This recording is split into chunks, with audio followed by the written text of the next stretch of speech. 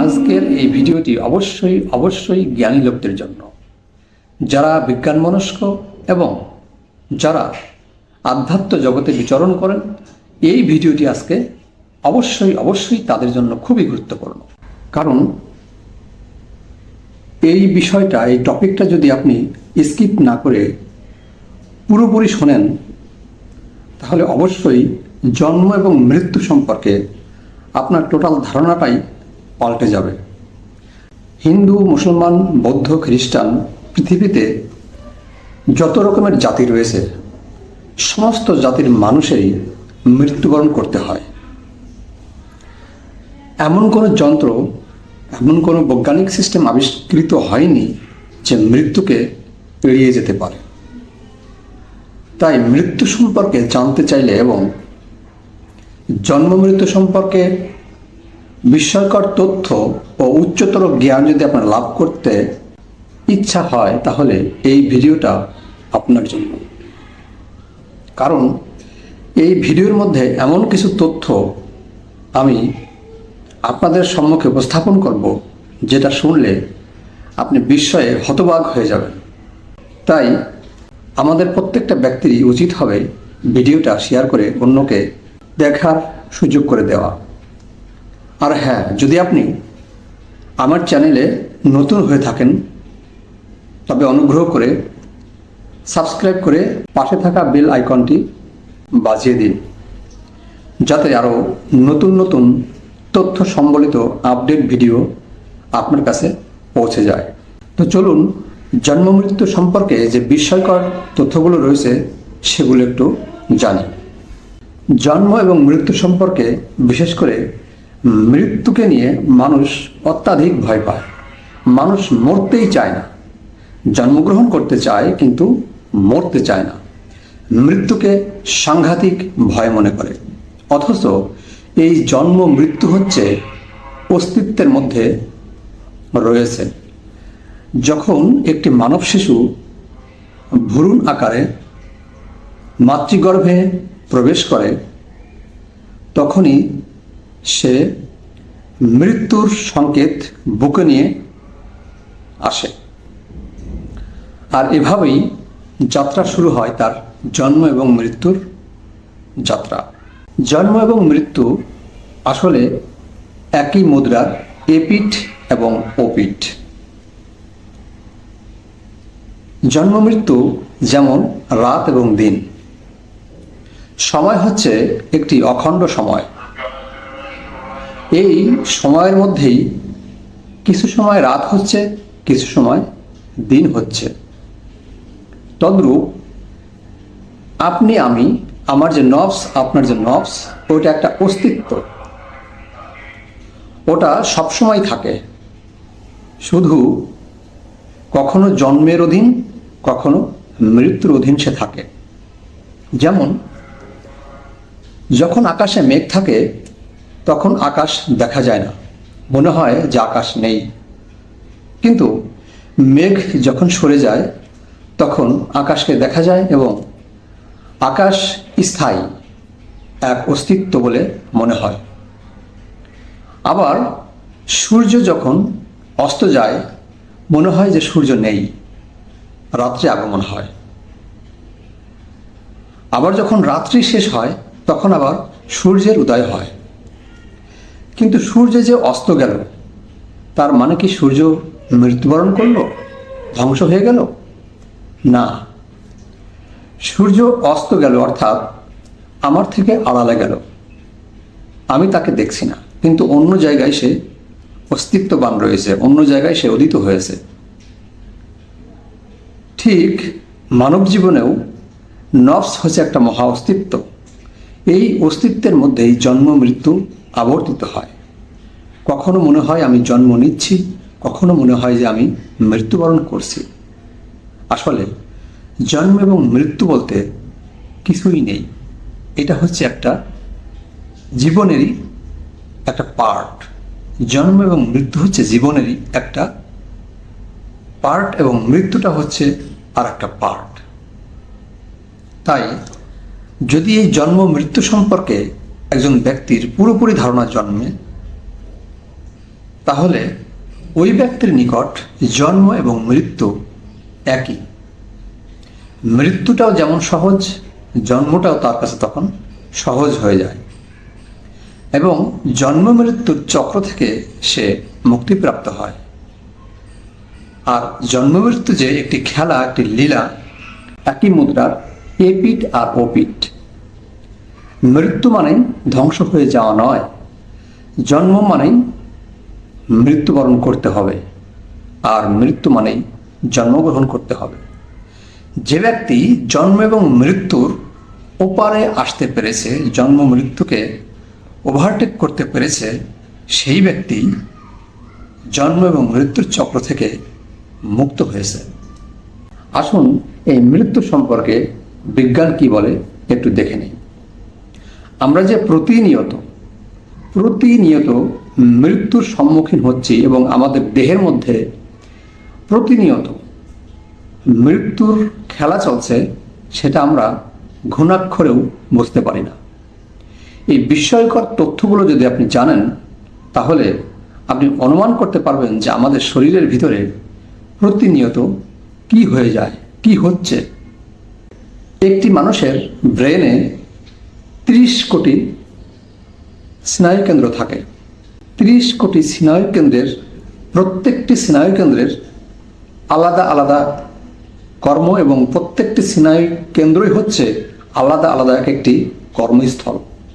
এটি একটা বিস্ময়কর তথ্য নয় যে মানুষের মস্তিষ্কে 30 কোটি স্নায়ুকেন্দ্র রয়েছে এবং প্রত্যেকটি কেন্দ্রই হচ্ছে এক একটি আলাদা কর্মস্থল। আপনি জানলে অবাক হয়ে যাবেন যে এই প্রত্যেকটি স্নায়ুকেন্দ্রই মাত্র 60 দিন জীবিত থাকে। অর্থাৎ যদি আপনি এটাকে দিনে কনভার্ট করেন, তাহলে প্রতিদিন একটি মানুষের স্নায়ুকেন্দ্র যতগুলো রয়েছে, 30 কোটি স্নায়ুকেন্দ্রের মধ্যে একটি মানুষের প্রতিদিন প্রায় 50 লক্ষ স্নায়ুকেন্দ্র মৃত্যুবরণ করছে। আপনি কি কখনো বুঝতে পারেন, কখনো কি চিন্তা করেছেন, বা আপনি কি কখনো জানতে পেরেছেন, বুঝতে পেরেছেন বা বোঝা যায় যে আপনার বা আমার ব্রেনের মধ্যে যে খেলা চলছে? এটা কি একটা বিস্ময়কর তথ্য নয় যে আপনার স্নায়ুকেন্দ্র, 30 কোটি স্নায়ুকেন্দ্রের মধ্যে প্রতিদিন 50 লক্ষ স্নায়ুকেন্দ্র মৃত্যুবরণ করছে এবং ওই সময়ের মধ্যে ওই 50 লক্ষ স্নায়ুকেন্দ্র আবার তৈরি হচ্ছে? এটা কিভাবে সম্ভব? এটা কিরূপে সম্ভব? আসলে আল্লাহর কাছে এটা কিছুই নয়, মহা অস্তিত্বের কাছে সেটা কিছুই নয়। যদি এটাকে আপনি মিনিটে কনভার্ট করেন, তাহলে 1 মিনিটে প্রত্যেকটা মানুষের ব্রেন থেকে 3500 স্নায়ুকেন্দ্র ঝরে যাচ্ছে বা মৃত্যুবরণ করছে এবং ওই সময়ের মধ্যে 1 মিনিটের মধ্যে আবার ওই 3500 স্নায়ুকেন্দ্র উৎপন্ন হচ্ছে, যা একটা বিস্ময়কর তথ্য। অর্থাৎ একটি মানুষের মস্তিষ্ক বা ব্রেন প্রতি 60 দিনে নতুনভাবে সংগঠিত হচ্ছে। অর্থাৎ পুরাতন স্নায়ুকেন্দ্র ধ্বংস হয়ে যে বিবর্তিত হয়ে ওইটাই আবার নতুন রূপে উৎপন্ন হচ্ছে। অর্থাৎ প্রতি 60 দিন অন্তর অন্তর একটি মানুষের ব্রেন নতুন হয়, নতুনত্ব প্রাপ্ত হয়, নতুন স্নায়ুকেন্দ্রের উৎপত্তি হয়।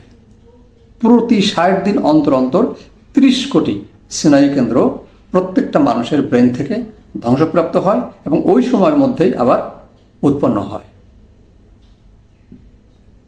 এবং আরও জানা যায় যে বৈজ্ঞানিক দৃষ্টিকোণ থেকে যে প্রতিটা ব্যক্তির যে কোষ রয়েছে, দৈহিক কোষ রয়েছে, দেহে যতগুলো কোষ রয়েছে, প্রতি 40 দিন অন্তর অন্তর সেই কোষগুলো সম্পূর্ণরূপে চেঞ্জ হয়।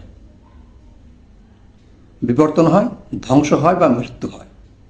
ওই স্থলে আবার সমপরিমাণ এবং ওই সময়ের মধ্যে স্নায়ুকেন্দ্র অর্থাৎ কোষসমূহ উৎপন্ন হয়।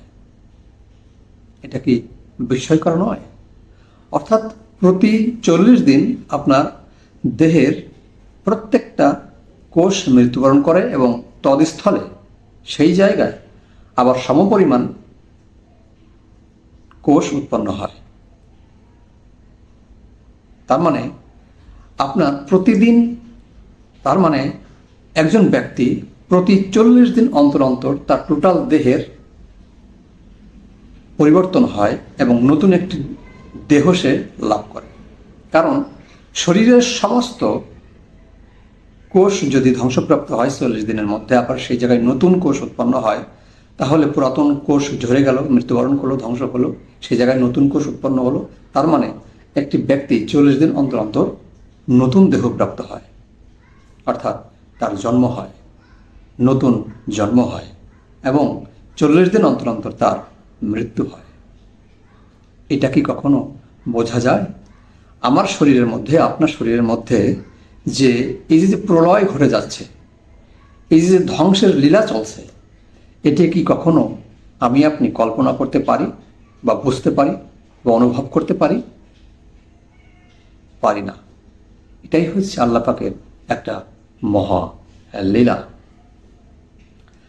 আধ্যাত্ম জগতের মৃত্যুবরণ কিন্তু আবার, জন্ম মৃত্যু আবার এই বৈজ্ঞানিক দৃষ্টিকোণের থেকেও আরও ঊর্ধ্ব স্তরের, আরও উচ্চ স্তরের। আধ্যাত্মবাদ বলে যে একটি মানুষ যখন জন্মগ্রহণ করে, তখনই জন্মগ্রহণ করার আগেই ওই ব্যক্তি মৃত্যুকে সঙ্গে করে নিয়ে আসে, যেটা আমি একটু আগেই বলেছি। এ সম্পর্কে বিভিন্ন মনীষী, বিভিন্ন আল্লাহর ওলি, নবী, অবতার, বিভিন্ন পণ্ডিতগণ এবং আল্লাহর খাস বান্দাগণ বিভিন্ন মতামত দিয়ে গেছেন। তারা কি বলেছেন আসুন একটু জানি। গৌতম বুদ্ধ বলেছেন, হে অমৃতের পুত্রগণ, তোমরা কেন বারবার মৃত্যুবরণ করো? আবার লালন সাঁইজি বলেছেন, পরের নারী পরের দ্রব্য হরণ করো না, পারে যেতে পারবে না। যতবার করবে হরণ, ততবার হবে জনম। এখন আমাদের আল কোরআন কি বলে?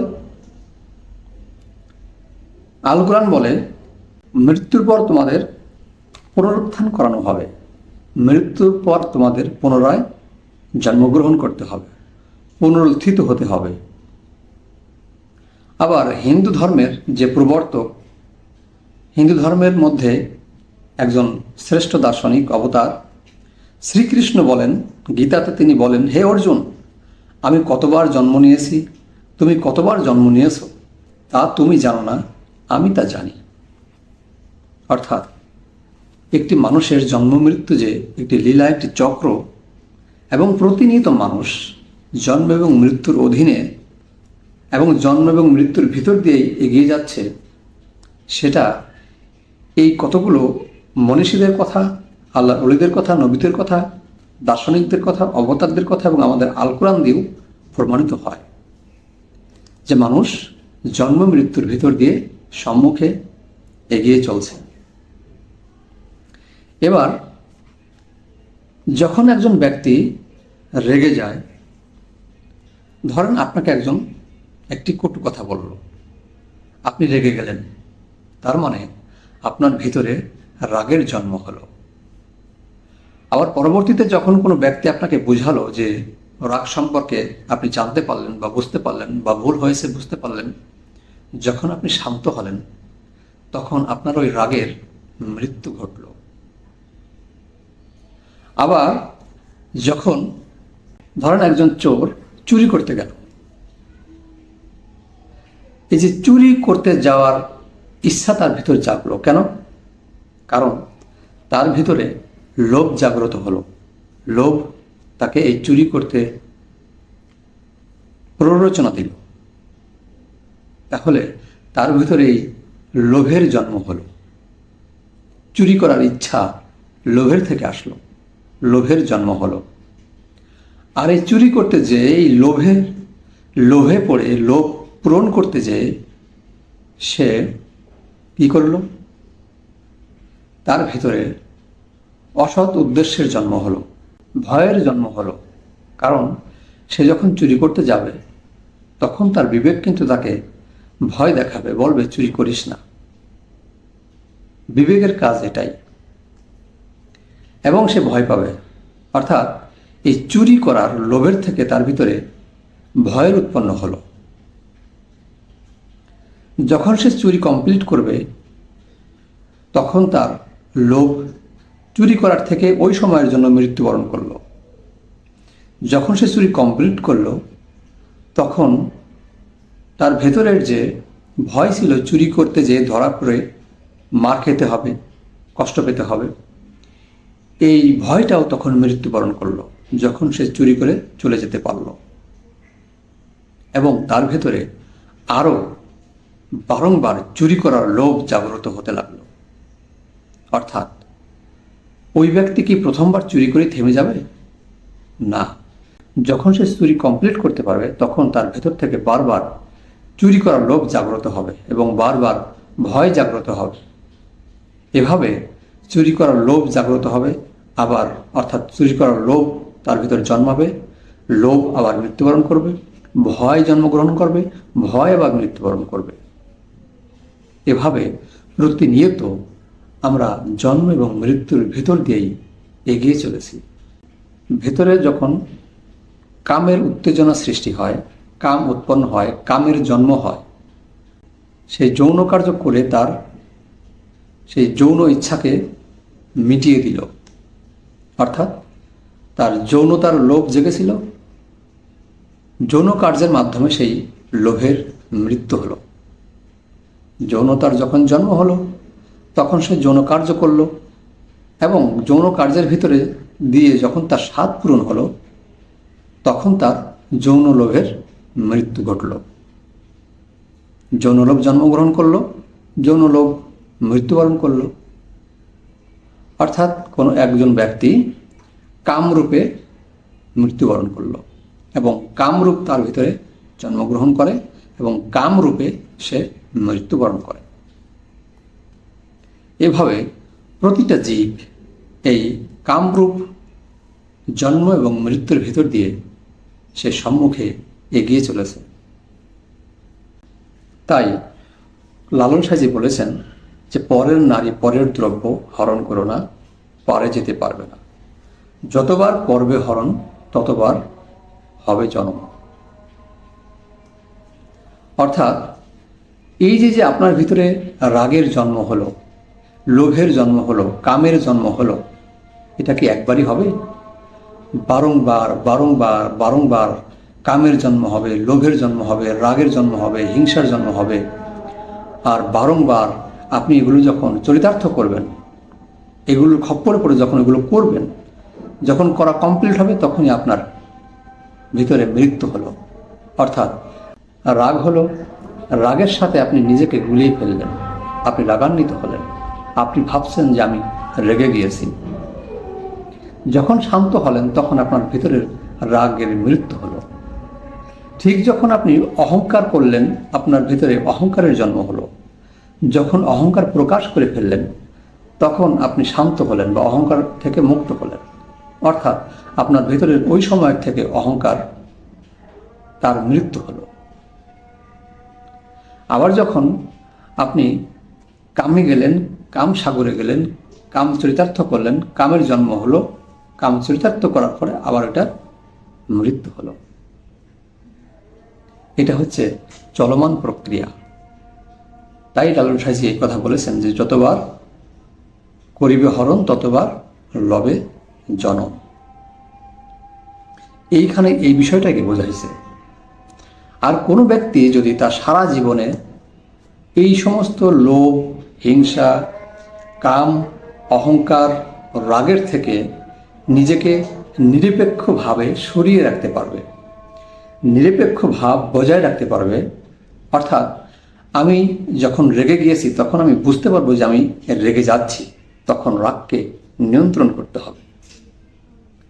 তার মানে আমি এই বলছি না যে রাগ করা যাবে না। হ্যাঁ, রাগ করা যাবে, তবে সচেতন থেকে রাগ করা যেতে পারে। আপনি যখন রাগ করছেন, রাগান্বিত স্বরে কথা বলছেন, রেগে যাচ্ছেন, তখন আপনার ভেতরে এই সচেতনতা থাকতে হবে যে আপনি রেগে যাচ্ছেন। এই সচেতনতা যদি আপনার ভেতরে থাকে, তাহলে আপনি রাগকে নিয়ন্ত্রণ করতে পারবেন এবং রাগের সাথে আপনি নিজেকে গুলিয়ে ফেলবেন না। তখনই আপনি রাগকে জয় করতে পারবেন। আবার যখন আপনি অহংকার করছেন, তখন আপনার ভেতরে যদি এই সচেতনতা থাকে যে আমি অহংকার করছি, তখন আপনি ওই অহংকারের থেকে নিজেকে বিরত রাখতে পারবেন, অহংকারকে নিয়ন্ত্রণ করতে পারবেন। তখনই আপনি ওই অহংকারকে জয় করতে পারবেন আর নিজেকে ওই অহংকারের সাথে মিশিয়ে ফেলবেন না, গুলিয়ে ফেলবেন না। আপনি একটা নিরপেক্ষ স্বতন্ত্র ভাব বহন করবেন। আর এইভাবে যদি এই নিরপেক্ষ ভাব যদি প্রত্যেকটা বিষয়ের প্রতি আপনি ধারণ করতে পারেন, বজায় রাখতে পারেন, তাহলে আপনার এর থেকে যে কুসংস্কার বা সংস্কার বা শিরক উৎপন্ন হয়, এগুলো আর হবে না। যখনই আপনি প্রতিটা বিষয়ের থেকে নিজেকে নিরপেক্ষভাবে সরিয়ে রাখতে পারবেন, নিরপেক্ষ ভাব বজায় রাখতে পারবেন সারা জীবন ধরে, জন্ম থেকে মৃত্যু পর্যন্ত, তাহলে আপনি আর জন্ম মৃত্যুর অধীন থাকবেন না। জন্ম মৃত্যুর উপরে আপনি উঠে গেলেন, আপনার জন্মও নেই, মৃত্যুও নেই। তখনই বুঝবেন যখন আপনি সমস্ত জীবনের সমস্ত রাগ, দেশ, অহংকার, হিংসা থেকে নিরপেক্ষ ভাব বজায় রেখে ওইগুলো নিয়ন্ত্রণ করতে পারবেন, তখনই আপনি বুঝতে পারবেন যে আমি জন্ম মৃত্যুর ঊর্ধ্বে। এবং তখনই আপনি জানতে পারবেন এবং বুঝতে পারবেন যে আপনি আপনার সারা জীবনে কতবার এভাবে রাগ করেছেন, কতবার হিংসা করেছেন, কতবার অহংকার করেছেন, কতবার কাম সাগরে গেছেন। আপনি যতবার রাগ করেছেন ততবার আপনি জন্মগ্রহণ করেছেন। আপনি যতবার রাগ থেকে শান্ত হয়েছেন ততবার আপনার রাগের মৃত্যু হয়েছে। আপনি যতবার কামুক হয়েছেন, কামের জন্ম দিয়েছেন আপনার ভিতরে, ততবার আপনার জন্ম হয়েছে। যতবার আপনি কাম সাগরে কামকে পরিতৃপ্ত করেছেন এবং কামে লিপ্ত হয়েছেন, ততবার আপনার ভেতর থেকে কামের মৃত্যু ঘটেছে। অর্থাৎ আপনার ভিতরে কামের মৃত্যু হলো। এইভাবে আপনি আপনার জীবনে কতবার রাগ করেছেন, কত হাজারবার কাম করেছেন, যৌন তাড়িত হয়ে যৌন কার্য করেছেন। এভাবে আপনি কতবার অহংকার করেছেন, কতবার হিংসা করেছেন, গীবত করেছেন।